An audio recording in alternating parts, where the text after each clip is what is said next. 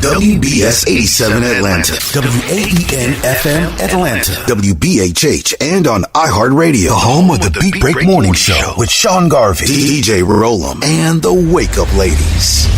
This is Atlanta's new underground station, Beat Break 87 FM, where music and talk radio lives. Streaming online at beatbreakradiofm.com.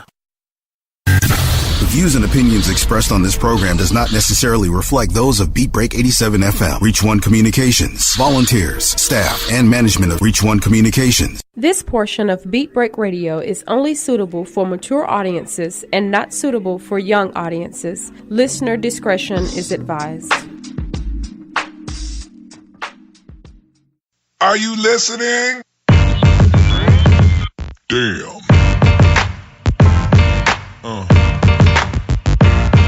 Yeah. Yeah. Yeah. Hey, what's going on, everybody? This is Mario, and I would like to welcome you into another episode of the Random Select Podcast. It's the podcast that's all about thought-provoking talk. And today, in this particular segment, I recently talked to a good friend of mine, actually like a big sister of mine. This is the woman who taught me how to drive, guys. Recently talked to her. I was doing a Facebook Live, and she called in, and we had a great conversation. The original question was, do people still go to church to find a suitable mate or somebody to date or somebody to get to know? That's what the original question was, man. We kind of went all over the place, but this is Random Select. That's what we do, baby. So here's a little bit of that, guys. Enjoy. This is Haviland, guys. Okay. All right, I was trying to tell you happy birthday and trying to ask you what you did for your birthday. I spent time with myself. I was just telling Tyra, I had a friend that was wanting to, quote unquote, do my birthday, but you wanted me to come and pick you up, bring you back to my house. You were going to stay till about 10 and cook dinner for me, but then I had to take you back to where you stay. Yeah. But it's my birthday. Why am I doing all this work? Yeah, that sucks if you got to do all that. So that's the reason why I said by myself. And he was dismissed shortly thereafter. Well, but you got to give him an A for, effort for at least attempting trying to do something good for you. No, because I feel like this relationship that he was trying to accomplish was kind of doomed from the start, because it was always in trying to, quote unquote, as they say, Netflix and chill. Oh. I felt like I was always the one that was paying for the Netflix. Oh, okay. Yeah. So now, he was really making it feel like a complete butt. Did he stay really far from you though? I'm in Gainesville. He's in East Point. Oh shit, no. Okay, if it was around the corner, okay. But even on top of that, you have a car, so why am I coming to pick you up? Oh, well, all right. Well, I can understand why he got his walking papers then. I don't play too much with that. Wow, that's a good little hump to ask somebody to come from Gainesville to East Point and you got a car. If that's the case, He might as well just say, let y'all meet in the middle somewhere and just take you out. The last time it was, he was wanting to chill, but then you called me that you could come by, but you don't need gas money.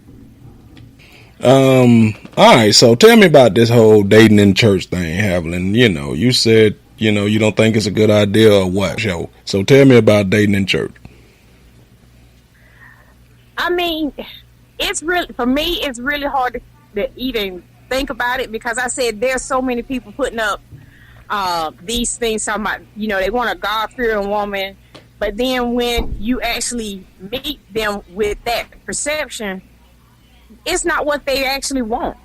And so I have even gone on like dating sites where that is the generalized, they want a woman that's faith-based and all this stuff, But then when you get there, it's like you get this Dr. Jekyll, Mr. Hyde thing. And I'm like, how can you want this God-fearing woman, but then at the same time you want this freak, I want to say this freak nasty chick at the same time? Most guys are not being very honest with you when they're saying, okay, let's put God first in our life. With God first for me, that means there's going to be a lot of things that normally in what we say dating in the 90s, you're not doing. You're not sleeping with each other on the first date. You're not doing all this extracurricular activities if you're God-fearing, because you're trying to wait to see if the relationship is really going to be worth it. And so for me, it's like if they're not going to be open and honest with you dead up front, you know what, just come out and say what you really want, because what I have met in the church, I'm talking. I see the train, but I'm talking. Yes, choo-choo. But everything that I have met in church has just might as well say that I should have met at the club. So let me ask you this: how come that people just can't be honest? I mean, we act like freaks and shouldn't go to church or can't go to church. Why a person can't just be promiscuous and still want to go to church? Just go and say, hey, look, I want to sleep around. I want to do what I want to do, but I still love God. Why we make people who promiscuous seem like they can't go to church? But see, that's the thing. If that's what you're saying, I'd rather you tell me that. Hey, you know what? Yes, I love the Lord, but my body has earnings and yearnings too. But if you're going to sit out there and you're going to try to tell me that, you know what, we're going to put God first, where we already know that one of the sins of anything is the sins that we do with our body.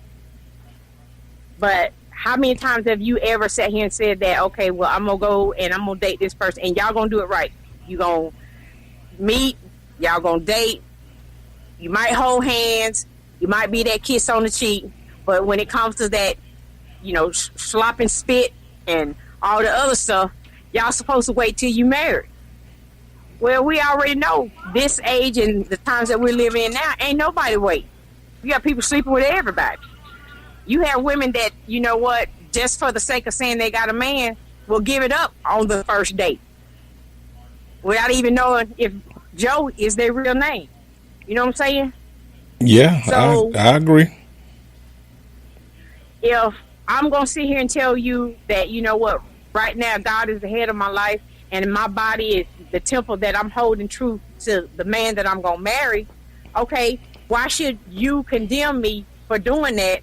And then I have to be put in this category where I'm trying to be prudish, or I'm sitting up here sending mixed signals because I choose to wait. But I don't understand why everybody. Why everybody? I don't understand why everybody just don't be honest like a man. You know, like y'all women know that we're physical. We know that y'all are mental, but deep down inside, everybody in church, especially men, everybody likes a good freak happening. I mean, no way around it. I mean, that's why they say, you know, like Mary J. Blige say, you know, good boys, you know, ain't good for you, but I mean, bad boys ain't good for you, but good boys ain't no fun. I mean, I don't understand why we make it seem so bad. I mean, if you're a freak, so what? Mm-hmm. But see, that's just it. If I go out and, you know what, as they used to do in the old days, when guys dated you, they went to meet your father, asked your father, look, I'm interested in your daughter. You know, they did things the right way. You got permission to date his daughter. And, you know, we had that fine line. You had to have her home by a certain time. There was no touching of any kind. And you know what? You brought her home at a decent hour. Now, you got the guy blowing the horn in the driveway. You don't know what the heck he looked like. And then you might be lucky to get your child home by 12. And I can bet you that if they said they went to the movies, it was probably a movie at his house. But and make it to the theater. But let me ask you this question though, as a man right now, especially in Atlanta, right? When it's like, I don't know, they claim anywhere from 9 to 1 to 12 to 1 as far as women go. As a man, when I got this amount of odds, and I know I'm in high demand because women are really thirsty these days, what's my incentive to settle down? I mean, whatever you won't do, I got 4 or 5 lined up ready to do. So as a man, what's my incentive? I have no incentive to want to settle down. I mean, but if that's what if I feel like if people are upfront and tell people like, oh, look, I'm not looking for a relationship, I'm just looking for a friend right now. Better yet, friends with benefits. How many times with a guy will he be open and honest and say that, and the girl will stay there? And vice versa. We as men know, you know how they say the greatest trick that the devil ever convinced the world, was that he didn't exist, right? You know how they say that the greatest thing that y'all women do is say, baby, be honest with me. Just be honest, because any man fall for that particular trick. Reason we can't be honest because it'll never lead to anything. And for all the women who say they can handle the truth, 95% of y'all really can't handle the truth. Well, I feel like today, as women have gotten older, we are more into improving ourselves. The younger set, when they sit here and say, well, be honest, they're not looking for honest. You're looking for either Mr. Right or Mr. Right Now. And you have too many women that are just settling for Mr. Right Now and refuse to rate for Mr. Right. Because, we have women now that, you know what, the fact of saying that I have a man is the only thing that they want. Whether it's a good man ain't even brought into question. It's just the fact that I can sit here and say, at the end of the day, I got somebody. Now, like taking me for an example, I haven't been in a relationship with anybody in almost 5 years because I just refuse to put my morals down. And now that I have my grandkids, I'm definitely not bringing a man in my house around them because I'm trying to show my daughter, my grandchild, way a man's supposed to treat a female.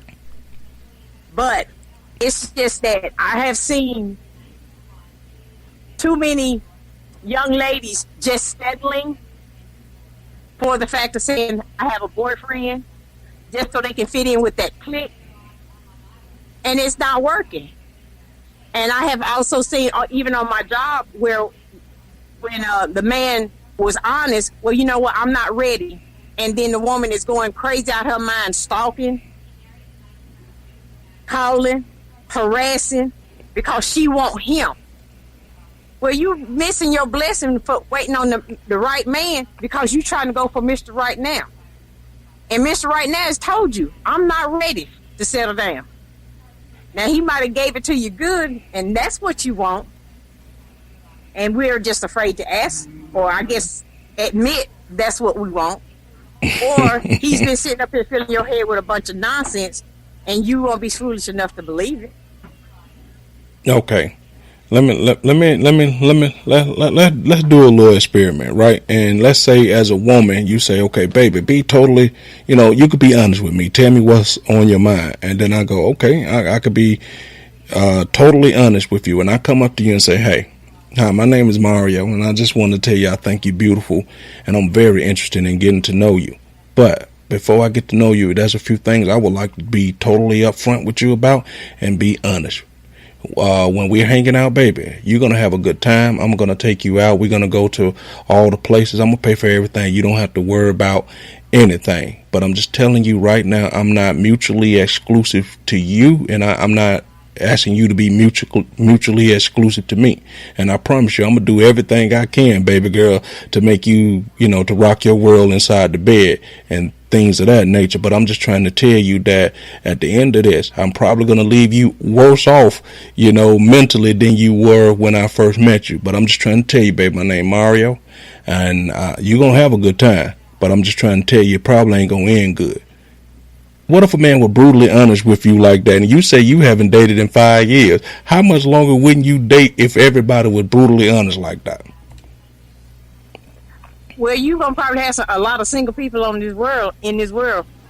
But at the same time, if you were to come to me and tell me that, I would say thank you, but that's not what I'm looking for. I'm not looking for a good time right now. Okay, and I can respect and what that. You're offering, whether what you're offering sounds good to go out and pay for a date, I can do that on my own. To go out and have a good time, I can do that on my own. But when it comes to you talking about all you want to do, but then I have to sit here and think. If you rock in my world, you just sat here and admit to me that you rock in somebody else's world too. Yeah, of course. So I was totally honest with you. To the side piece. Yeah, I was totally honest with you. I didn't pull no punches, and I was just telling you that, when you're with me, baby, you're going to have a good time. But just know, once I leave you and it's over, don't be blowing up my telephone. I'll call you when I want to hang out, and don't expect for me to be sitting up on the phone with you for hours talking about, no, you hang up, no, you hang up, no, you hang up. No, baby, it ain't like that. I'm going to call you, I'm going to say, let's roll. I'll be by there in 20. We're going to go hang out, and by that token, I would appreciate you more, Mario, for being honest enough to tell me that. Because then I have the option right then to either stay with you and be that side piece or walk away and be content. I guess be happy in knowing that, you know what, I didn't fall for the okie doke. But by the same token, though, I can still be your friend and still, talk to you every day just like, a good friend ought to. But I just know that as far as us trying to have any kind of relationship, you and I are on two different levels. I'm looking to settle down. You're not. You're looking to have a good time for the moment. I'm looking to have a good time for now and a lifetime. So I already see that what you want and what I want has already been said right there in front of me. For me to stay there, I should be able to sit here and say, I deserve anything that happens wrong in that relationship right there by you telling me up front. For me to walk away, I hadn't lost anything. But for me to stay, only thing I lost was my pride, my well-being, the use of you having use of my body whenever you wanted it. And I'm still not getting anything out of it but a good time for the moment. Yeah, but, once again, if he was brutally honest and we were all brutally honest and just told people what we thought, and he said, friendship, we can still be friends. And he said, no, only thing I got for gum, baby, and I'm fresh out of bubble gum, so I don't think we could be friends. I just walk away and say, well, okay, you can go chew that somewhere else. I still have that right of saying I can walk away. But like I said, you have women that will stay just for the fact of knowing what they're getting. Leave that remote alone. But I think they're looking at that good time. But and you can be the sweetest, you can be the most handsomest, charismatic dude that they know. But the fact of the matter is, you just sat there and put it all in a nutshell. You're not wanting anything but a good time for that moment that you are with her. You have already gave her the option of what you want and what you want to establish. And one of them was not a relationship. You told her that up front. If she chooses to stay, anything that happened that she didn't like, she very well just deserved because you sat there and told her. Yeah, I know, but so any heartbreak, any love lost, she can't blame nobody but herself as a woman for falling for the okie doke. But let's be honest, though.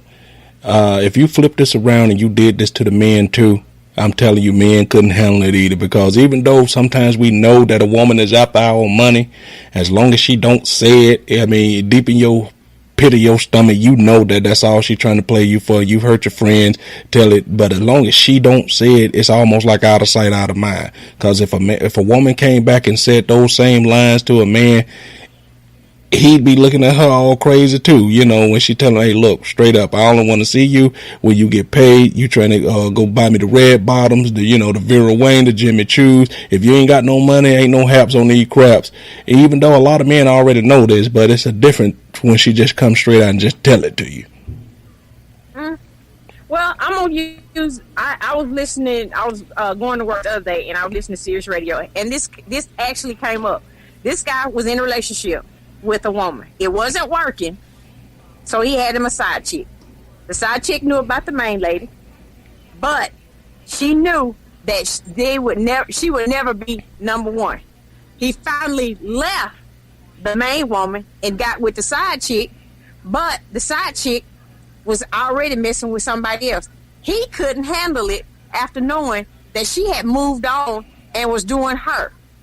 He got on the radio and was asking, should he be mad? See, the problem with that is that y'all women will go crazy and y'all might, maybe want to ruin the whole thing and maybe call the woman up or maybe be waiting outside a job or something like that, right?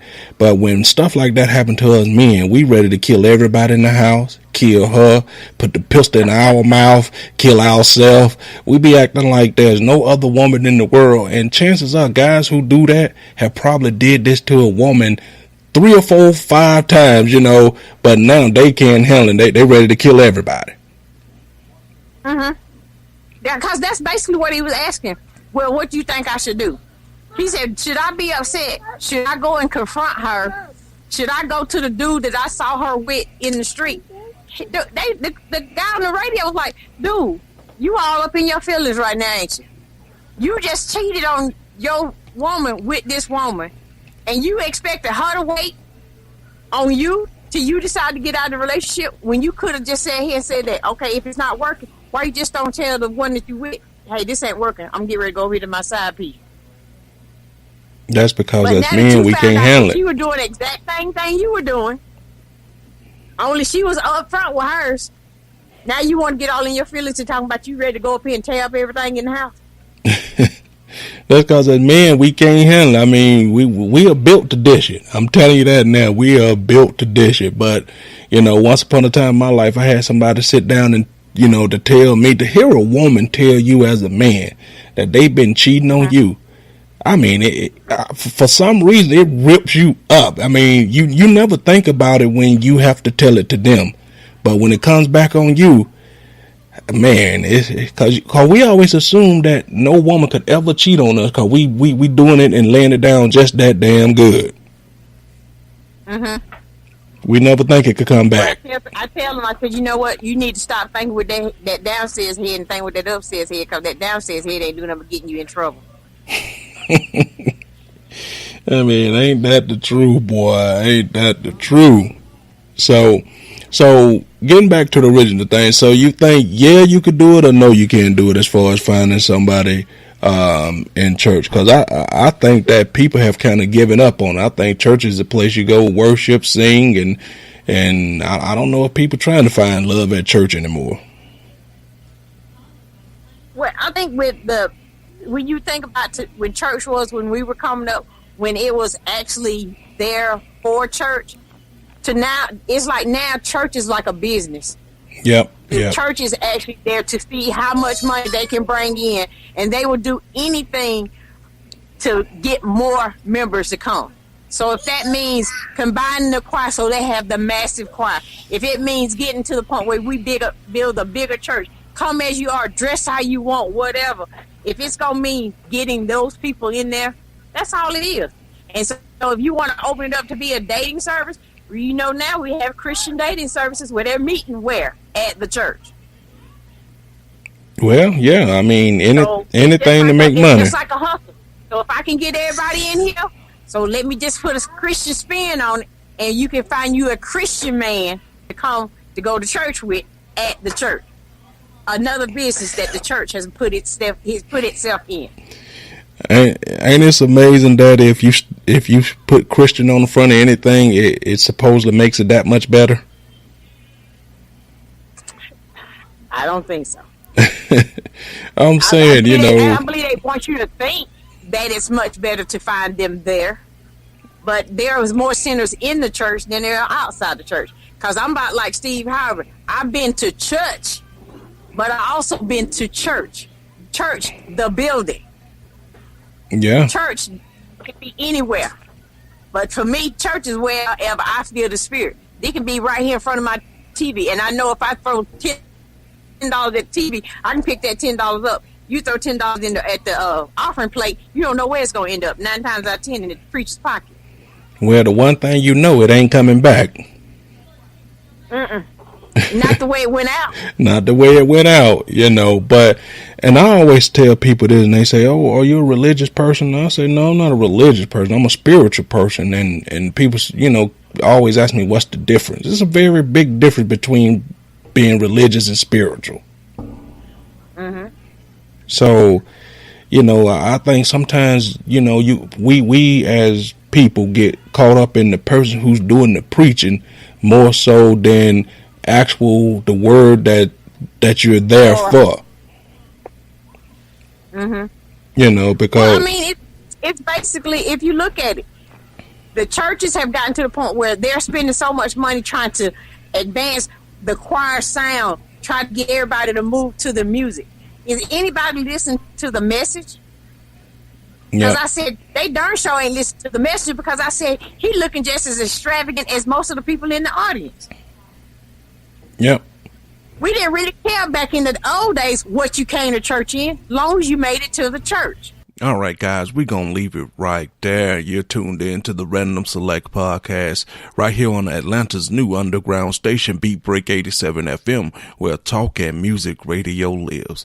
Catch you after the break, guys. Atlanta's new underground station, Beat Break 87 FM, where music and talk radio lives. Hi, this is Clifford English, your host and producer of The Gospel Train. Join me every Sunday right here on Beat Break 87 FM radio. You will be encouraged, you will be equipped, you will be educated, you will be entertained, all while hearing the best in gospel music. Don't miss your connection with The Gospel Train right here on Beat Break 87 FM radio. BeatBreakRadioFM.com. We specialize in creating mobile apps for the entertainment industry. Go to bvmobileapps.com, click Get Started Now, create your account, choose your package, upload your content, and click Submit.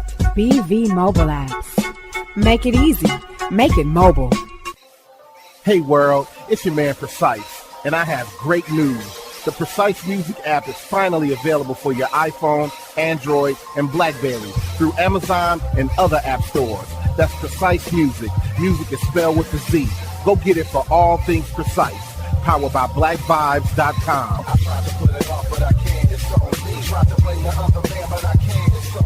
Stay in tune. That's Precise Music. Music is spelled with a Z.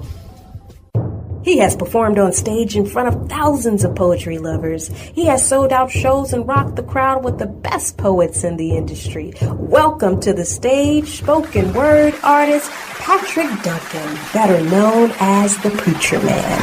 I am Benjamin P. Montgomery. I invented a goat propeller. I am the former president of South Africa, Nelson Mandela.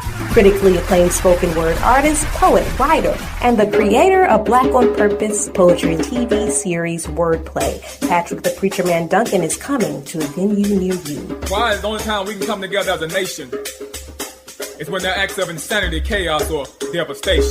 Stay tuned to Beat Break 87 FM for updates on Patrick Duncan's upcoming arrival to your city. Visit cdbaby.com/CD/Patrick S. Duncan to order his latest album, What's Going On. Available online, including CD Baby and iTunes. I want this high and have no affiliation to a political party. I want this high to be spiritual. For more info, go to BeatBreakRadioFM.com.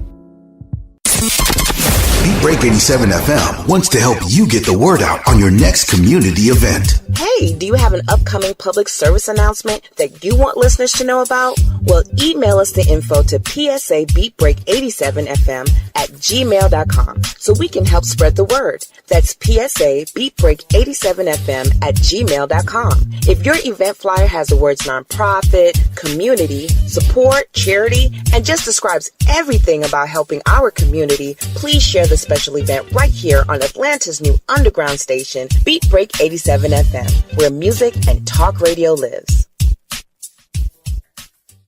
When it comes to hip hop, Don't stop.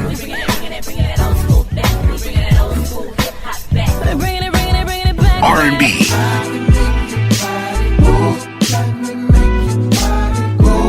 and talk radio, no one does it better than Beat Break 87 FM. This portion of Beat Break Radio is only suitable for mature audiences and not suitable for young audiences. Listener discretion is advised.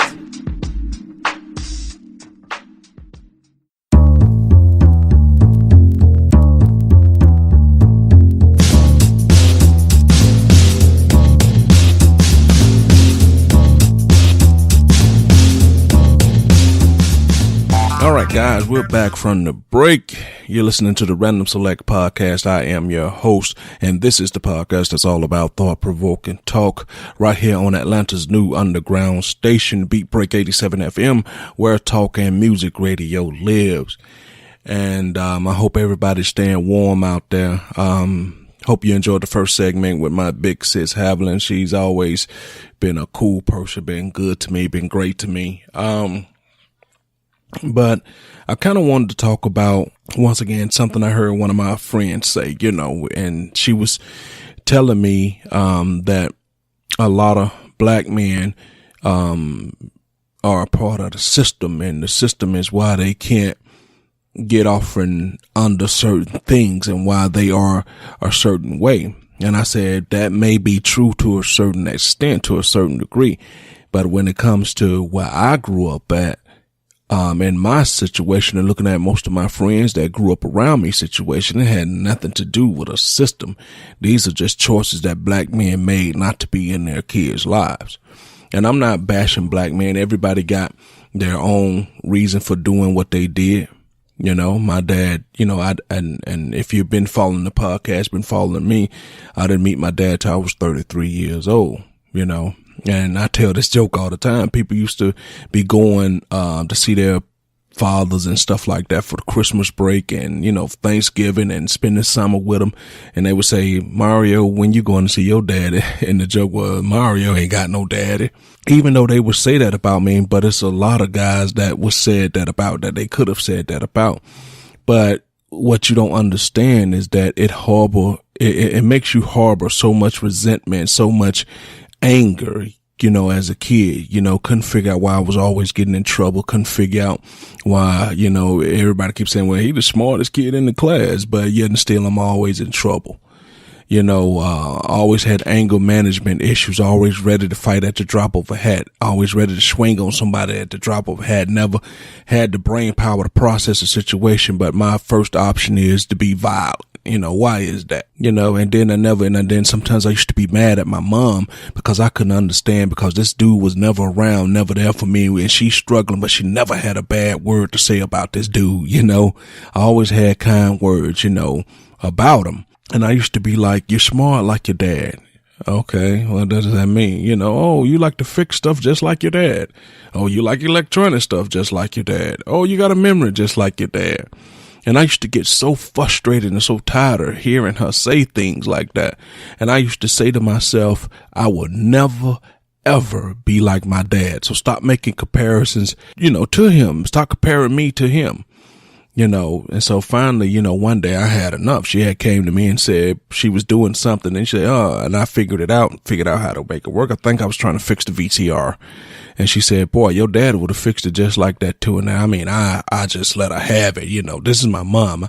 I love her to death and things of that nature. But, I just let her have it. I just finally said, hey, look, I'm not him. And I went into this big long rant and said, look, whatever you do, you need to stop comparing me to him, because I'm not him and I will never, ever be him. Honestly, she just looked at me and she said, you're right. You make a fair point. I won't do it again. And from that point, my mom stopped literally comparing me to my dad. And I never had to hear it again. I never wanted to hear it again. So fast forward that all to the conversation me and my friend had. She said that black men get a bad rap because we're part of the system. Once we get in the system, we can't get out, which makes it hard for us to take care of our kids. And I wanted to call BS so bad on that. I wanted to say, nope, shenanigans. I don't know whatever Kool-Aid you been drinking, baby girl, or where you been, what they selling. You need to keep your receipt, and like Lil Wayne say, you need to take it back. Because no, a lot of this stuff is, I could give you at least 30 situations of me and my friends where there were no fathers there. And once you learn the story of what happened, these are choices that these dudes made. She said, a lot of them got locked up unjustly. I said, okay, because they decided to sell drugs. They made a decision to sell drugs knowing they had mouths to feed, to take care of. So that's unjust. And well, she said, well, the only reason they sell drugs because they couldn't find jobs to help take care of them. So they had to do it by any means necessary. And I'm not knocking that. Sometimes any means necessary does mean any means necessary. But sometimes when you got other people that you know without a shadow of a doubt is dependent on you, you got to find a better way other than the crooked way. I don't care what nobody say. People say, get your money however you get it, player. I don't believe in that. When you know without a shadow of a doubt, you got a woman over there depending on you. You got kids over there depending on you. I don't believe in get it any way you can. You get it the best way you can, not any way you can. Because I know I as a man right now, I'm not going out there to do anything that's going to send me to prison, that's going to take me away from my kids. Because I know without a doubt, I got 4 girls and 2 boys. I know that these kids need me and I need my kids. You know what I mean? So I'm not going to do anything that's going to take me away from my kids. So I don't believe in that system crap. My father made a choice at the particular time when he found out that my mom was pregnant to leave her and go back to a whole nother state, knew that I exist and chose not to participate and be a part of my life. Now, did I harbor ill wills and things like that for that? Yes, of course, anybody's going to harbor ill will and feel a certain way because you just don't know where you come from. You just don't know what your other half like. What would my life be like if my father was in my life? You know, because I know what my life is like right here with my mom. We struggled mightily. We struggled for a long time. And I see my mom do things with money and food that is to this day, it makes you wonder if I had to do the same thing that she did, could I have pulled off what she did? Now, granted, she only had 1 kid. I'm her only kid, you know. She only had 1 kid to do it with. But I just seen her just do things that to this day I'm still amazed at. You know, I can remember times, and I don't want to go down pity road. I'm just telling you because I don't feel no type of way about my childhood. I don't feel ashamed or nothing like that. I feel that the way I grew up molded me and shaped me and helped me become a person that can face adversity and don't feel like I'm a panic at the sign of any type of struggle. The least little bit of conflict, the least little bit of obstacles in my way, I don't fold. You know, that's when you say, okay, man up. It's time to make it happen. Because where I come from, the weak do not survive. The weak do not endure. The weak do not live. As my mama used to like to say, mama didn't raise no punks. You got to do what you got to do. Just because something don't go my way, I don't fold up tent, close up shop, and give up. No, that's when you dig in and say, yeah, all right, time to get to work. Go hard or go home. That's always been the motto. That's always been the motto. Go hard or go home. And at this particular point, I like what I'm doing and I don't plan on going home. So expect me to always go hard. I mean, that's just the way we focused, and that's how I felt for my kids. But some dudes just not built like that.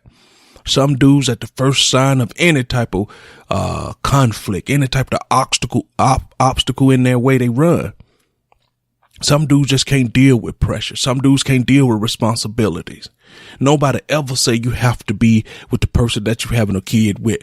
There's no law saying you have to be with them, but you should do right by your kids. I would feel ashamed as a man if someone came in and made me have to take care of my kids. And I'm not talking about the women that put you on child support no matter what you do. I'm talking about the ones who men left them no choice but to put them on child support because you decide to be an ass about it, decide to get ghost on them and not take care of your kids. You know what I'm talking about? So I don't want to hear no BS about no system and stuff like that. That's only for a small percentage of people where the system screwed them over. But it's a lot of men are not in these homes because of active choices that they made. They actively chose not to be there to take care of their kids. And you don't understand what it did to our generation, what it's currently doing to our generation of people and kids and boys and girls. We're starting to feel like let's turn to anybody that'll show us love because we feel nobody loves us where the love really should be coming from. We listen to guys who shouldn't be teaching us a damn thing, how to raise us and how to teach us how to be men when it should have been our father there instilling morals and values and helping us form our backbones. So you don't understand the long-term effects of that it has not being in the home for your kids, man. That's what I'm trying to tell you. So don't let nobody put that cop out on you saying, oh, it's the system. The system won't apply for a small percentage of people. But most of us, we know that there's no system. It's that us men have made some bad, horrible choices when it comes to helping take care of our kids. And the first thing we say is, where's that boy's parents? Where's that boy's father? Things of that nature. If he could tell you where his father is at, he will probably be more than happy to tell you. But a lot of us just couldn't. Even when I was getting in trouble, the first thing they said, well, is there a father in the home, Mrs. Watts? And my mom would always get this just sad, overwhelming look every time a teacher would ask her that about me when I was being bad. Well, is there a father? Where's his father? Where his father's not in the house. So I heard that from second grade on up to high school. Where is there a father in the home? No, it almost get to the point where you know it's coming because, you know, they used to be like, well, we don't know what else to do with him. Well, we've tried to talk to him. We can't get through to him. And then once they say they can't get through to him, they give you that sigh, that pause. Well, is there a father in the home? And then she gives this low. It's not a father. And then around the 8th grade, she stopped saying, no, there's not a father. She would say, is there? And they would go, is there a father in the home? She would start saying, yes, there's a father in the home. It's me. And then they would get this look. No. I mean, his real father. And I used to always say, lady, if you could find my father, you tell him hi for me. So it has effects, people. That's all I'm saying. So it's not always the system. Not every black man is unjustly locked up. Not every black man unjustly can't find employment. Not every black man is unjustly done wrong by the woman. Sometimes it boils down to simply we just made horrible decisions and deciding we gonna get ghosted and not be there in the home for our women, for our kids. And I'm not even stressing the woman part. I'm just saying be there for your kids, because we got a lot of boys that have no clue what it takes to be a man. So they go out here and look at these gangs and all these other affiliations and think that that's love. Thinks that that's their family just because someone willing to hang out with you, listen to rap music, smoke and drink with you. That's love. No, love is being able to have some discipline and get into somebody's butt and tell them, no, get up off that game, stop hanging with these dudes, get in the books, go to school and do what you're supposed to do. And if you don't do what you're supposed to do, there are going to be consequences. You're going to have to go see a man about that. And that man is me. Some of these kids are dying and begging and pleading to have that type of discipline in their life, but you can't do it because you're not there. You're ghost. And tell me, why is that? Why have we just decided that we're not worth fighting for? And she also told me, you know, we started talking about that whole coolest monkey in the jungle thing. And she asked me that, can I see why that's wrong? And I said, I can understand why y'all would take it a certain way. I get that. And what I'm about to say, y'all may not agree with it and really don't care. That's my personal opinion. And that's why I pay my taxes. That's why we live in the greatest country in the world. So I can have this right to have an opinion. But I'm trying to tell y'all guys, I didn't understand what the big hubbub is about.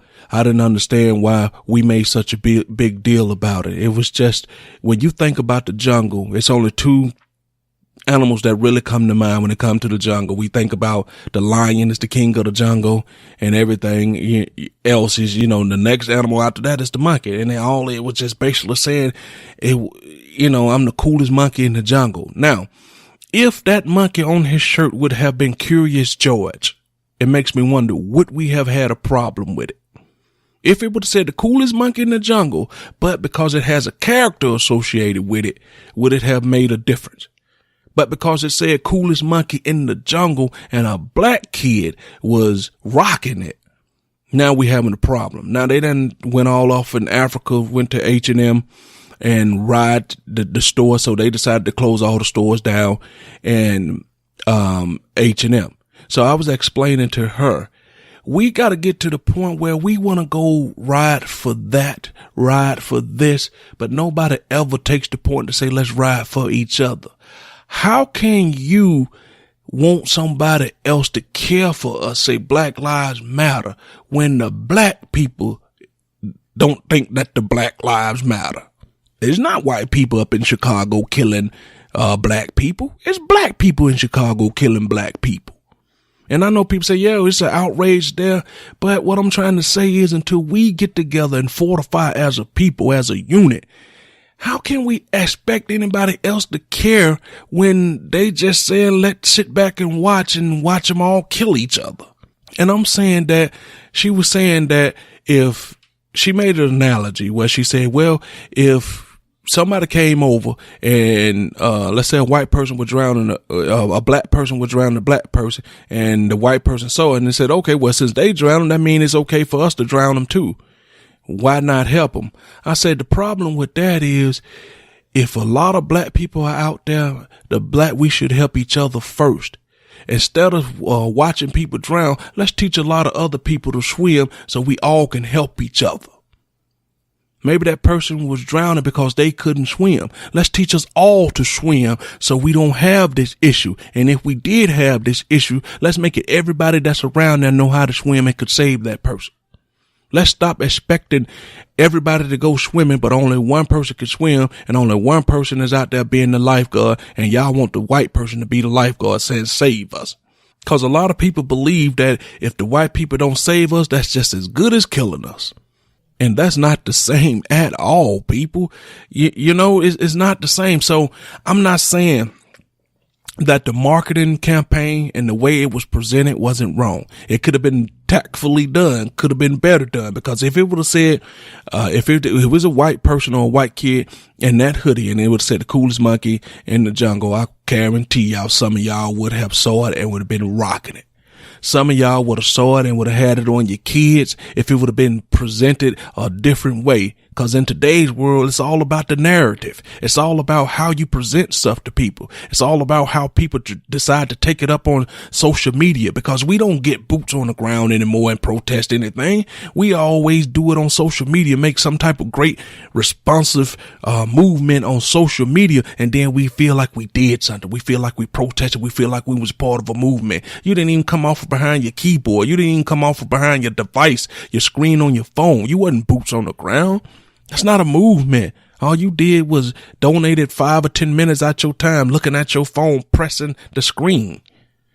So let's not pretend that everything we doing is really outrage. It's a lot of fake outrage out there, and we pretend like it's real. If that would have been somewhere else and you just would have saw it and maced it somewhere with no face attached to it whatsoever, you would have picked it up and said, oh, this would be cute for Dante. And it would have said right on the front of it, coolest monkey in the jungle. But because a face was attached to it of a dark kid, then it's a problem. What if they would have put a light-skinned mixed looking kid and said coolest monkey in the jungle? Would we have had a problem with it then? We only got a problem with it because it was a dark kid. You get what I'm saying? If you would have saw that anywhere else as a woman and you would have liked it and you said, oh, that's cute. Especially on a little kid, and you didn't think about it, and then just had a little cute little monkey on it, and you'd have said coolest monkey in the jungle. Oh, that's cute. Let's get it. Let's get it for Jamal. Nobody would have had a problem with it. All I'm just saying is the outrage really real that we feeling in today's world? I want to know. Or is it just because the next person take it up and it just steamrolls on social media, we just keep it going? Just a lot of things, people. And then lastly, I'm going to finish up this last little segment. I'm just going to say, with the whole Donald Trump calling these country, crap holes. And the problem I got with this is that as black people, we keep looking at the devil and hoping and wishing the devil change, when you just got to keep in mind that the devil is always going to be the devil. You know what I mean? And I'm just using that as an analogy because I'm trying to tell y'all, you knew what this man was about. In his defense, he's never once wavered from it. He's never once tried to pull any punches. He's never once tried to sell you anything other than let's make America great again. And you know, like I know, as Black Americans, America has never truly been great for us. So when you say let's make America great again, can you please narrow down an era of what you talking about, when you talking about, what year, what decade? Because if you saying let's make America great again, you gotta be excluding minorities when you say this, because you definitely can't be talking about let's make America great again when you guys first came over and you stole this land, you raped, pillaged, plundered, and murdered the Indians for it. So it ain't that particular time. Can't be the particular time when you decided that you was going to go over to Africa and load up plenty of boats and come over here and make us work to help build the land that you killed and raped, pillaged, plundered, and murdered for. And then after you raped, pillaged, and plundered and murdered the Indians, let's go ahead and rape, pillage, and plundered and murder America, the Africans too. So I don't understand, because if all those people that came through Ellis Island came through the right way, from Ireland, from Scotland, from, England and all that, they didn't get forced into picking cotton and all this stuff. So they came right over, and as soon as they came over, even though they was immigrants, they still felt like this was their land. And even to this day, we don't even feel that way. Every time something go wrong or something get hectic, somebody tell us to go back to where the hell we came from. And I always look at it and say, I'm from wherever you're from. I mean, you were born here, I was born here. But the difference was we were brought here against our will. You guys came here and took this land. You raped, pillaged, plundered, and now you call it your own. And at least you did some type of reparation to them. You gave them land on Indian reservations. We still fighting like hell to try to not be killed in the street by cops. And it's to the point now we got to fight to make sure the cops that do kill us get reprimanded for it, pay for it. We can't even get that. So I don't want to hear any more about your land, because anytime you rape, pillage, and plunder to get something, it's not your land. You're just a common criminal who took it. And that's the bottom line. You're just a common criminal who took it and came over here and tried to make it yours. I mean, because let's just fake it. Anybody who has the money and the power and the privilege gets to control the narrative. And that's all that you guys have done. You have the money, you have the power, you have the privilege, and you control the narrative, which I'm not even mad at that, because let's just face it. We have had every opportunity to overcome any situation that we're in. Right now, life is better, is great for us. Most of us are not poverty stricken anymore. We have chance to go to school, get education, and overcome and do things. So you can't even be mad at that anymore, right? You can't even be mad at the fact that whatever happened in the past, all right? It happened. It's in the past. And I'm just pray to God and thank God that I didn't have to endure and go through that. I understand that. But now that we got all these opportunities, now that we understand what we should be doing and where we should be going, what are we going to do with it? Now is the time to start helping instill into your kids. You got a very small window of opportunity to change the course of your life, to change the course of your people, change the course of your family. What you going to do with it? That's always what we got to ask. What we going to do with our opportunities? Because right now we have just become so far away from what Dr. Martin Luther King used to preach. He already knew that he wouldn't make it here with us. He just wanted us to be better than we were, wanted us to be treated at the very least like humans. And that's all he was asking for. But can we get just equal opportunity so our family can have something too? I want the same pay for the same work, just like you. But unfortunately, I just don't know how he would look at things if he was to come back right now and look at the way the world is and look at what we are doing as Americans. Financially, we're better. Living conditions, we're better. But spiritually and morality, are we better? I mean, you literally got to ask yourself, spiritual wise and morality wise, are we better? Because we've sensationalized in the music, it's okay to be crackheads. We sensationalize casual sex. We sensationalize, lack of education. So what's the next thing? I mean, from that standpoint, where do we go? What's the next low in the evolution of the black culture? I don't know. Somebody help me out. All right, guys, I'm going to leave it right there. And I want to just say thank you for listening to this particular segment, guys. Don't forget, if you want to catch the shows on demand, download the Beat Break mobile app. You can also catch it on iHeartRadio. Don't forget to go to beatbreakradiofm.com, guys. On the website, guys, you will find links to such shows like the Beat Break Morning Show with Sean Garvey. You also can check out the D Hill Show. You can also catch the 360 Mix Show. And on Sundays, guys, you can catch the Gospel Train. Get on board for that, guys. You're listening to the Random Select Podcast. It's the podcast that's all about thought-provoking talk. I am your host, Mario, right here on Atlanta's new underground station, Beat Break 87 FM, where talk and music radio lives. Keep it locked, and I'll catch you after the break, guys. This is Atlanta's new underground station. How you doing? This is Wood Harris. Hi, this is Jasmine Guy. What's going on in Atlanta? This is Clifton Powell. Hey guys, it's Niecy Nash from TV Land's The Soul Man. This is Cat Williams. Check this out. This is your boy RL from NEXT. Hey everybody, it's your girl Lunel. What's up, ATL? It's your girl Candy Ken of Atlantic Records. Hi, I'm Taraji P. Henson. WBS 87 Atlanta, WAEN FM Atlanta, WBHH, and on iHeartRadio, home of the Beat Break Morning Show with Sean Garvey, DJ Rollum, and the Wake Up Ladies. Beat Break 87 FM, where music and talk radio lives. Streaming online at BeatBreakRadioFM.com.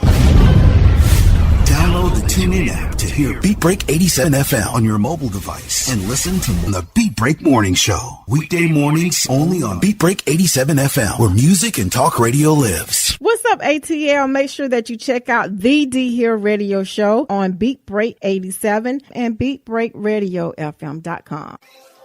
Hey world, it's your man Precise, and I have great news. The Precise Music app is finally available for your iPhone, Android, and BlackBerry through Amazon and other app stores. That's Precise Music. Music is spelled with a Z. Go get it for all things Precise. Powered by BlackVibes.com. I tried to put it off, but I can't. It's on me. Tried to blame the other man, but I can't. It's on me. Stay in tune. That's Precise Music. Music is spelled with a Z. We specialize in creating mobile apps for the entertainment industry.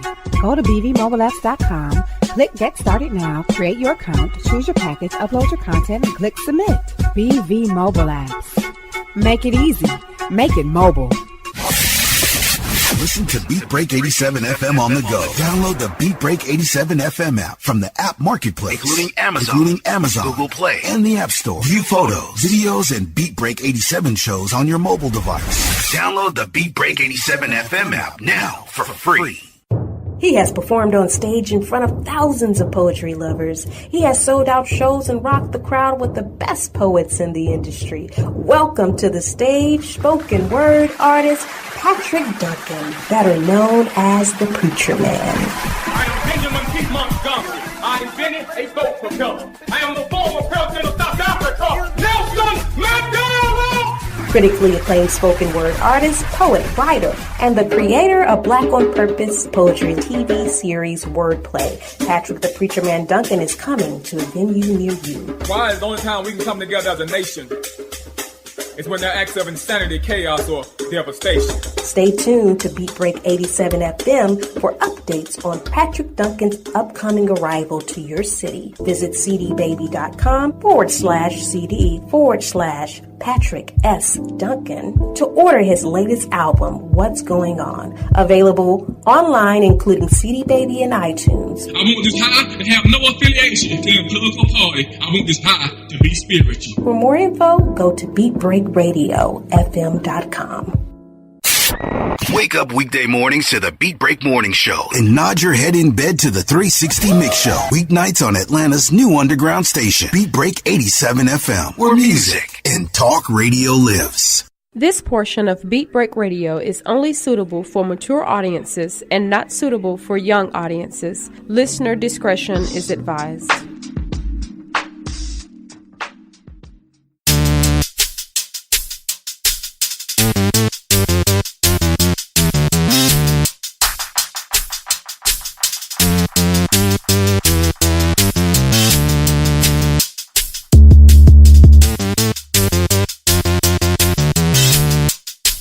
Hey, what's going on, everybody? Welcome back in from the break. This is Mario, and you're inside the Random Select Podcast. It's the podcast that's all about thought-provoking talk right here on Atlanta's new underground station, Beat Break 87 FM, where talk and music radio lives. Want to thank you for hanging out with me so far. Definitely appreciate it. As I always like to say, whether you're stuck in traffic or you're getting it in at the gym or you're just at the house hanging out, appreciate you spending your Thursday afternoon with me. It's cold. It's been snowing all over the place. So I appreciate you somewhere, where I hope you're somewhere warm, listening to the Random Select Podcast. The first couple of segments was, pretty good. I hope y'all didn't take that last segment too personal, but it was just my opinions, my little old thoughts, just getting some things off my mind, get some things off my chest. As always, guys, please don't forget, if you like the show and you want to catch it on demand, just in case you miss us Monday through Friday, 3 to 5 p.m. Eastern Standard Time, right here on TuneIn Radio and streaming on Beat Break 87 FM at beatbreakradiofm.com. Download the Beat Break mobile app. It gives you replays of the Random Select and all the other things that's going on Beat Break 87 FM. You can also go to the website. It'll give you links. That way you could download it to your different platforms, things that you like, iHeartRadio, speaker, and things of that nature. But hopefully you're listening to me right now on TuneIn Radio. So if you don't have TuneIn Radio, go to your preferred app store, whichever one it is, whether it's Apple, Google Play, download TuneIn Radio, type in Beat Break 87 FM and click on, it should be up under the station tab. Click on it and bam, it'll be right there ready to go for you guys, ready to, ready for you to listen to, the Random Select Podcast. This particular segment, I didn't really have anything prepared, but I kind of wanted to just talk about, recently, I had a birthday, guys. Yes, it's official. I'm getting older, and I started thinking about life and how things used to be, how things currently are, and where I want things to go. And me being a part of Beat Break Radio 87 FM, is definitely a step in the right direction. And, I just want to say thanks to, Sean Garvey for that opportunity again. But it kind of makes you put things in perspective because, 3 years ago when I first started off doing a podcast, a lot of people, my friends, didn't even know what a podcast was. How you do that? Where you do that? How much that pay? Why you doing this? Who gonna listen to that? And to this day, you got people that's quote unquote my friends to say how that little podcast coming along. Now that everybody kind of understanding is up on, podcast, so, but you'll be amazed at how many people still won't support you or don't support you, and I don't even take it personal. At first, when I first started this off, I was like, they're all my friends. They said that, we all went to school together. We did all this together. Why don't they support me? Why don't they care? Don't they see me trying to make it? I used to take it personal like that, but I don't anymore because what I realize is that sometimes you could work hard at making people try to see your dreams, or you can actually work hard at making your dreams come true. And sometimes you can't be worried about if another person sees your dream, because as we've heard people say so many times, which I'm definitely starting to learn and definitely starting to understand, that some people just can't go on the journey with you. And that's just the God honest truth. Some people just can't go on the journey with you. You can't make people see your dream. And like I said, you shouldn't waste any energy on trying to make someone see your dream because it's not theirs. So one, they're not going to be able to see it. And two, they will have no interest in seeing it, So it got me to thinking that, wow, man, I'm in my mid 40s. So I'm thinking about, how life is and what's going on and, trying to stay humble and trying to keep my eyes on the prize and stay focused and, you've been pulled in so many different directions that sometimes you wake up and you just literally, don't know what to do or where to go sometimes because you're trying to stay focused and be so many different roles for so many different people that sometimes we ultimately neglect ourselves because we're trying to be so many things to so many people. You're trying to be a father, you're trying to be a husband, you're trying to be a friend, you're trying to be an employee, you're trying to be a boss, you're trying to be a manager.